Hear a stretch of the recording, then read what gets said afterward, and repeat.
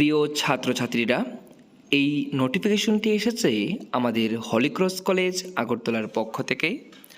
আপনারা যারা 2026-27 শিক্ষাবর্ষে হলিক্রস কলেজ থেকে বিএড করতে চান, বিএডের ফর্ম ফিল আপ সংক্রান্ত এই নোটিফিকেশনটি এসেছে।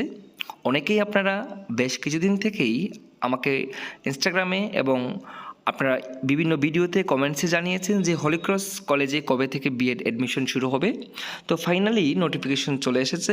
আপনারা দেখতেই পাচ্ছেন যে অনলাইন বিএড যে ফর্ম ফিল আপ সেটা কিন্তু চলছে এবং আপনারা অনলাইনে ফর্ম ফিল আপ করতে পারবেন আগামী 31 মার্চ অবধি। কিন্তু আপনাদের অনলাইন ফর্ম ফিল আপ করে সেটা কলেজে সাবমিট করতে হবে।